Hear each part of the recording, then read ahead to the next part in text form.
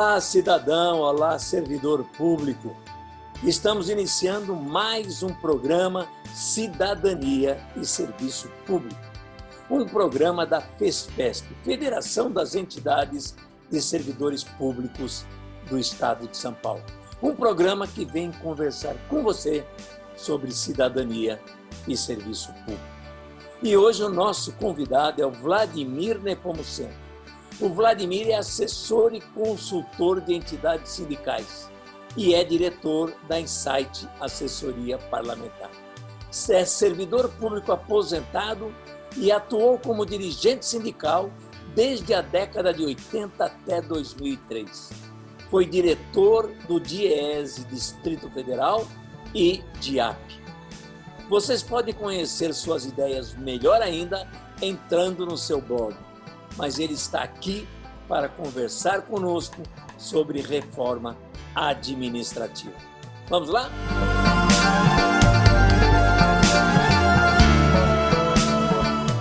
Cá estamos em mais um programa Cidadania e Serviço Público.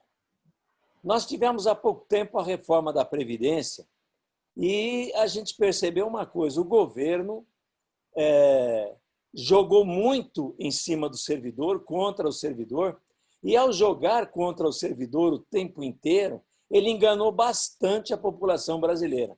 O cidadão ficou achando que o prejuízo naquela reforma seria só do servidor público. Mero engano. Na verdade, o prejuízo da reforma da Previdência foi geral, será geral e é problemático para cada cidadão brasileiro. E agora vem a tal da reforma administrativa, que também, em princípio, vamos acabar com as mordomias do servidor público, vamos colocar o servidor público no seu devido lugar, como se afastando o servidor público não estivesse mexendo no serviço público, e no serviço público com a população. Como é que você vê isso, Vladimir? Bom, em primeiro lugar, Rosa, eu queria agradecer o convite para estar aqui com vocês e dizer que é mais uma tentativa de enganar a população usuária, porque, na verdade, o que eles querem não é melhorar o serviço público, prestar um serviço melhor, cortando mordomias. Até porque quem quer cortar mordomia tem que atingir quem tem mordomia.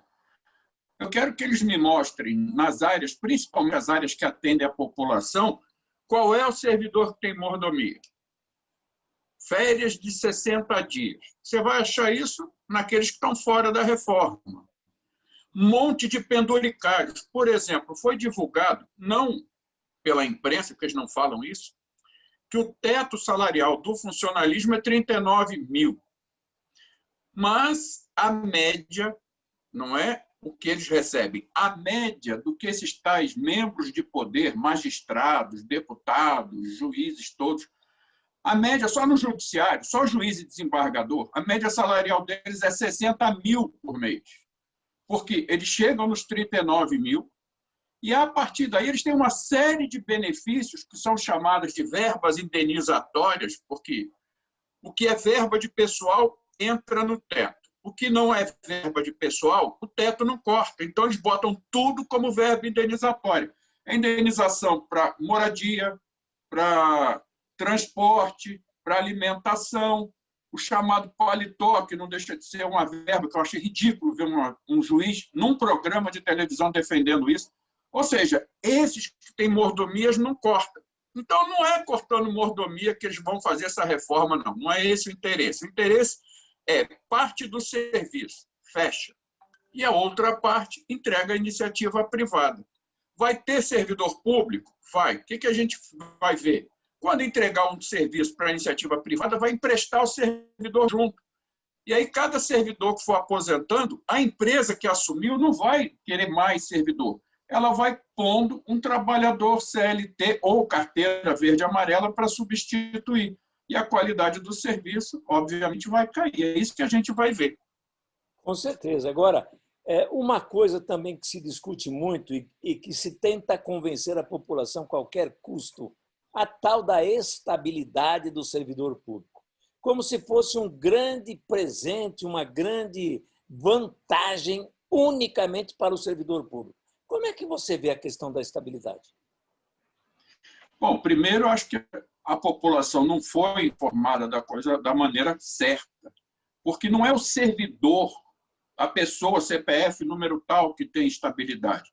A estabilidade é do cargo público.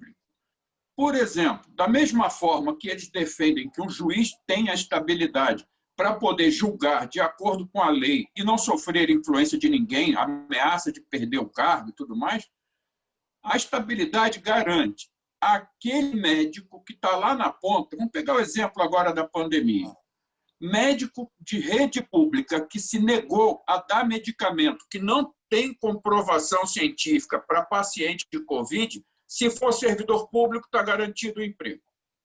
Agora, nós temos em São Paulo hospital privado que ameaçou demitir todos os médicos porque não queriam cumprir a ordem do dono do hospital e cumprir a lei. Então, quer dizer, o cara cumpre a lei, é punido, porque não tem estabilidade. Então, por exemplo, no judiciário, um servidor administrativo do judiciário que não tem estabilidade, ele pode ser forçado por um chefe, por um juiz, por um desembargador, a segurar um processo, a botar o processo de um amigo dele para andar mais rápido, a mexer na rotina de trabalho, a fazer certos documentos que, se fosse analisado friamente, não seriam feitos, a deixar de fazer alguma coisa. Professor, eu vou pegar direto, diretor de escola pública que tem estabilidade, se não quiser reservar vaga para o filho do poderoso, do vereador, do político, do empresário, ele não perde o emprego se ele tem estabilidade. Mas se não tiver estabilidade, ai dele que não atenda um pedido de um poderoso, ele perde o emprego, sai daquela escola, não do cargo de diretor, sai da rede logo de uma vez. Então, a estabilidade é a garantia que o médico vai atender bem, que o professor vai dar aula tranquilo. Por exemplo, um professor de história, hoje, tendo estabilidade, ele pode sim explicar para o aluno o que foi a ditadura militar. Com esse presidente que está aí, se ele não tem estabilidade, se ele falar a verdade, ele perde o emprego. Ele não ensina história de acordo com o que a ciência manda, ele vai ensinar história de acordo com o que o governante entende. Aí sai esse presidente ou governador, a mesma coisa, município também, prefeito, troca. Por exemplo, vai trocar o município agora, o prefeito, muitos serão reeleitos, outros não.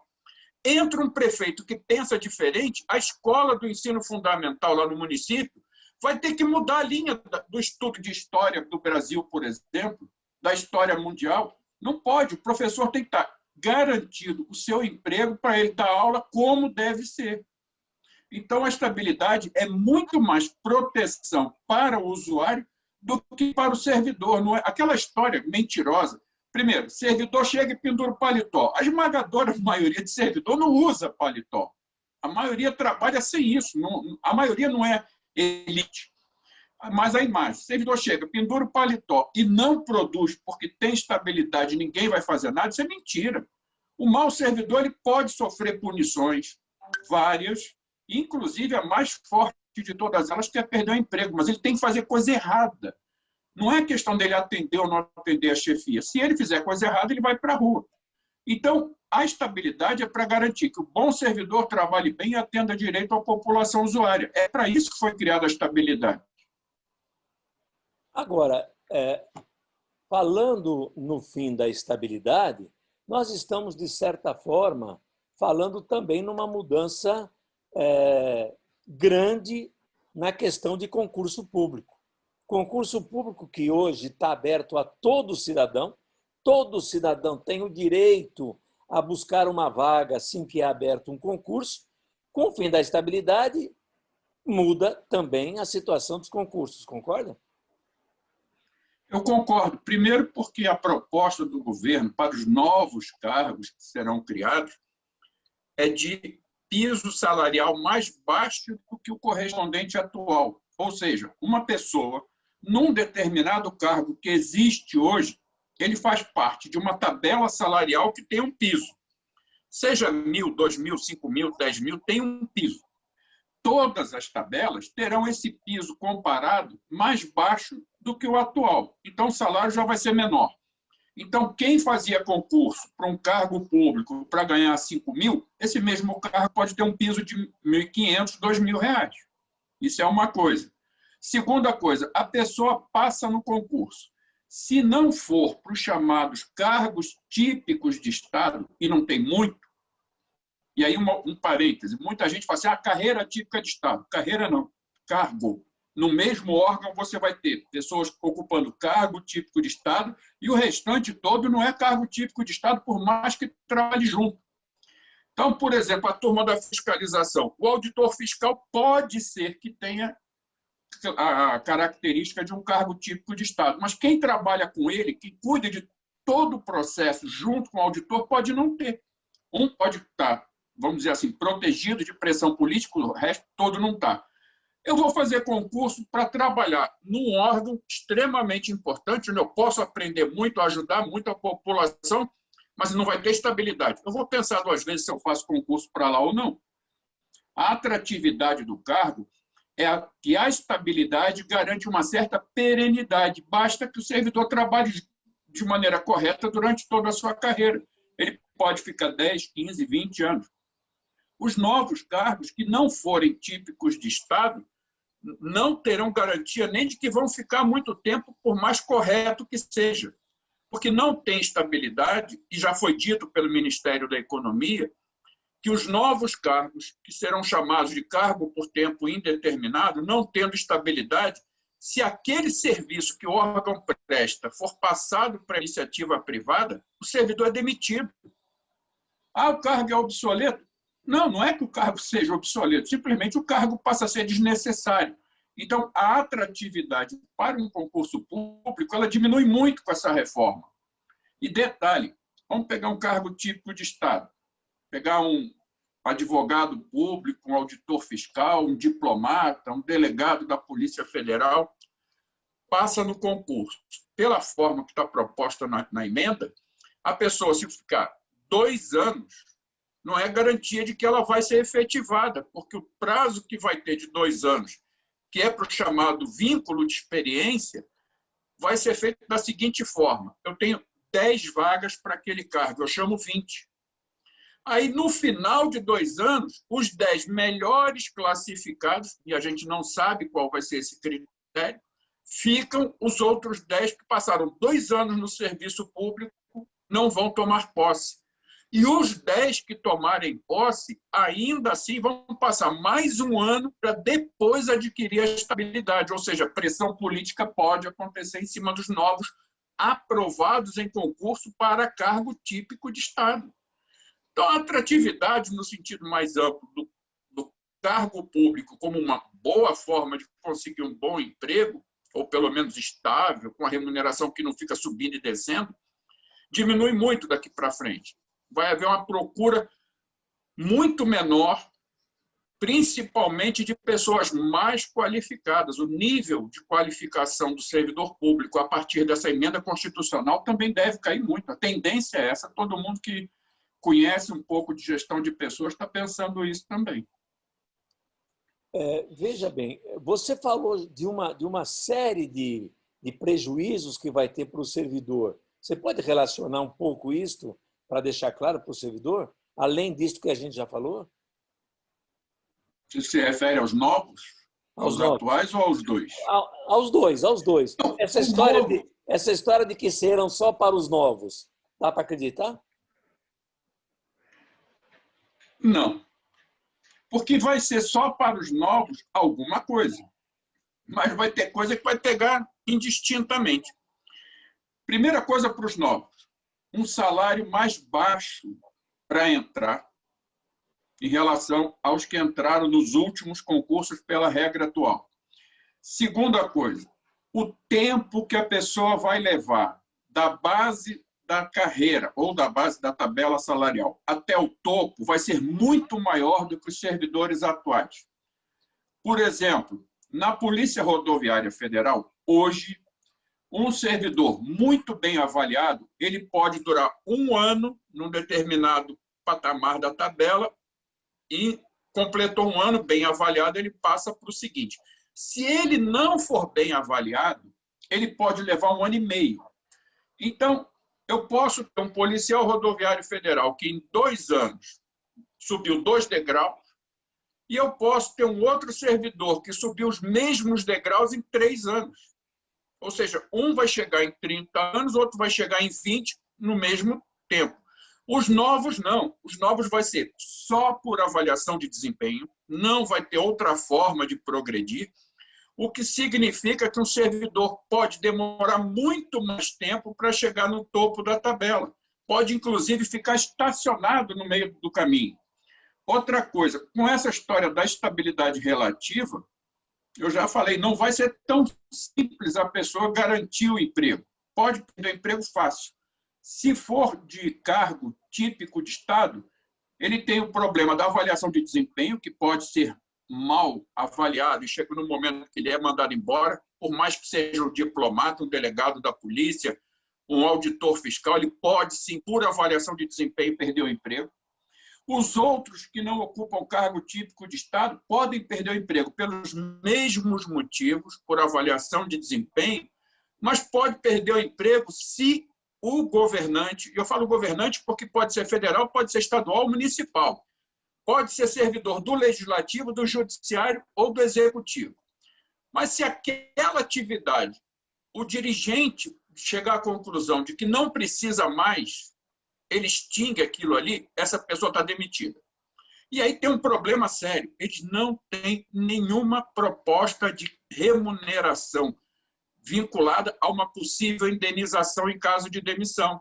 Você ganha R$5.000, se for demitido, você vai ter mais 5 por uma indenização somado, multiplicado pelo número de anos? Não, não tem.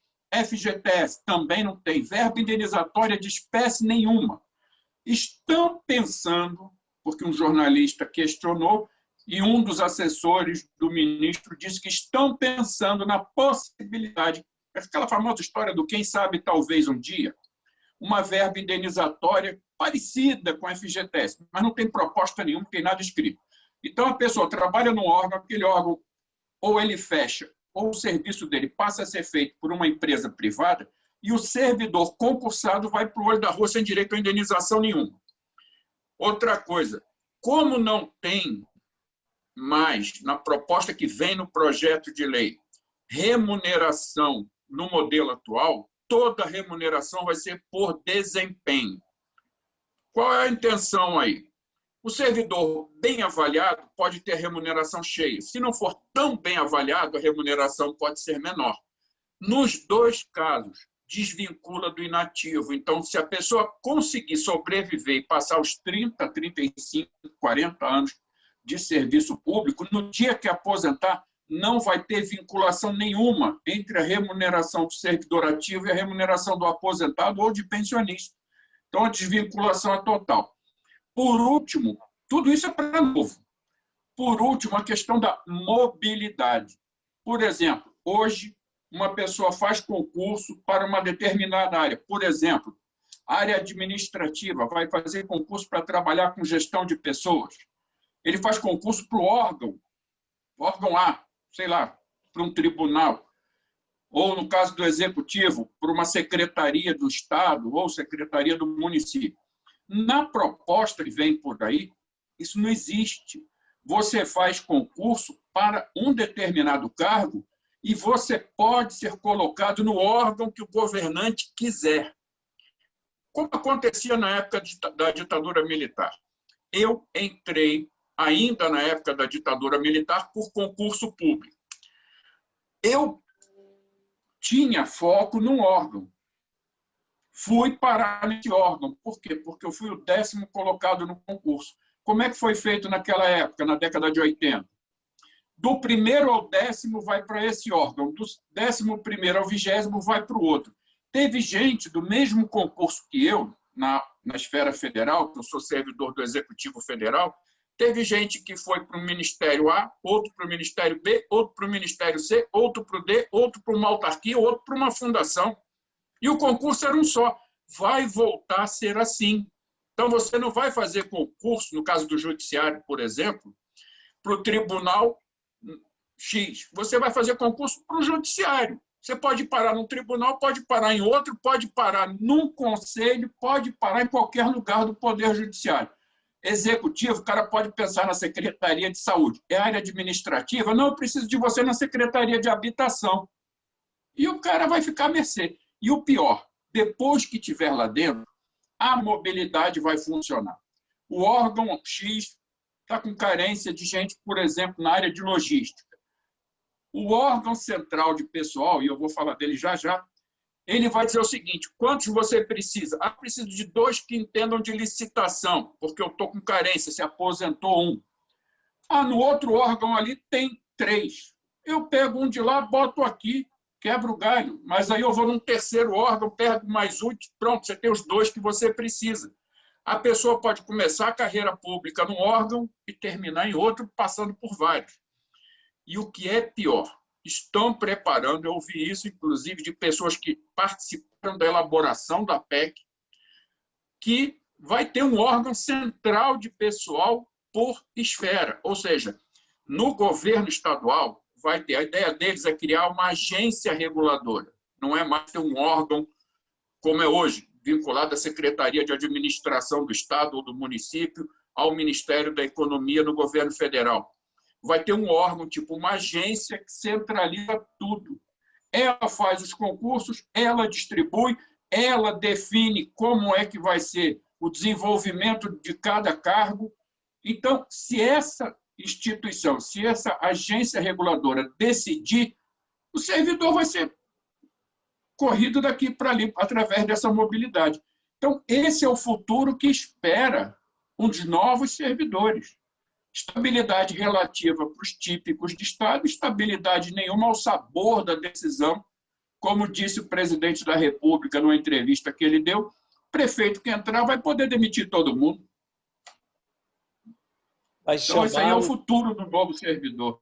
Pois é. Vai demitir, vai chamar os que interessam, os que trabalharam com ele, os que, de alguma forma, estão ao lado dele, amigos, etc, etc. Tem dúvidas ainda Sim. de pessoas que às vezes falam, olha, isso aí é federal. Não, é aplicável aos estados e municípios. Estou certo? Você está certíssimo, porque primeira coisa que eu acho que todo servidor público tem que saber, qualquer um, municipal, estadual, federal, qualquer mexida no artigo 37 da Constituição Federal é para todo mundo. Tudo que também for mexido no artigo 39 é para todo mundo. Porque é o artigo 37 que centraliza as regras principais para a administração pública, principalmente no que se refere a servidor público.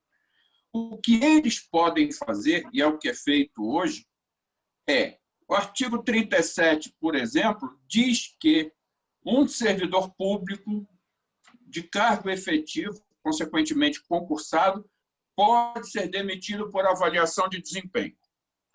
Isso está lá no artigo 41, que trata também de servidor público para todo mundo.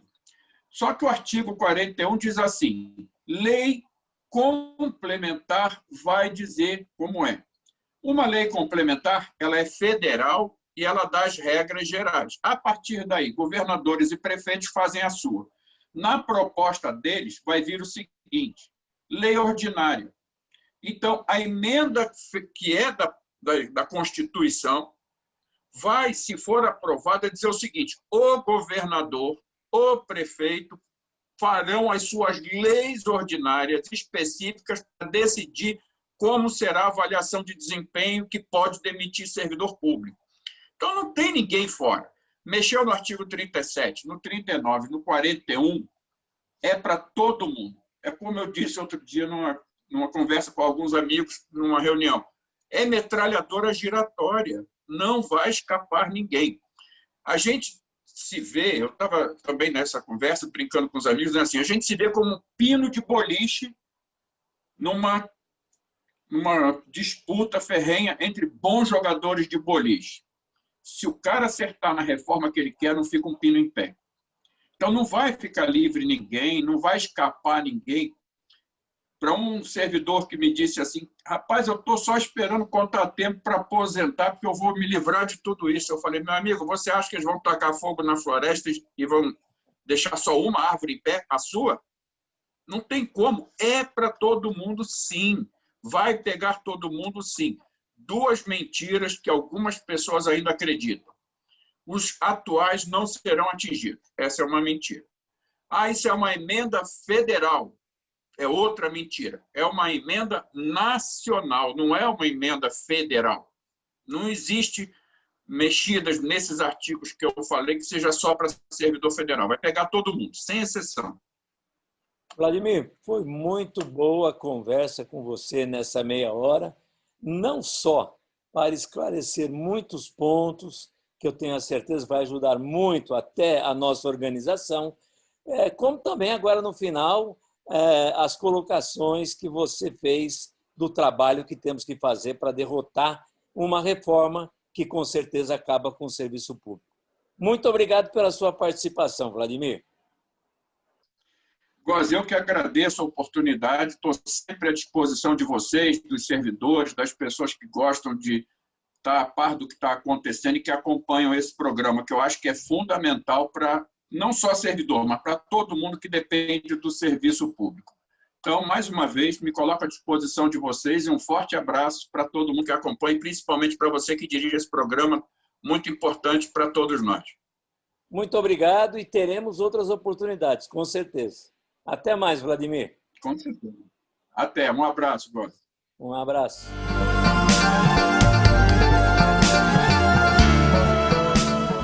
Chegamos ao fim de mais um programa Cidadania e Serviço Público. Um programa que vem sempre discutir com você, cidadão, com você, servidor público, cidadania e serviço público. E é um programa da FESPESP, Federação das Entidades de Servidores Públicos do Estado de São Paulo. Aguardamos você no nosso próximo programa. Até lá!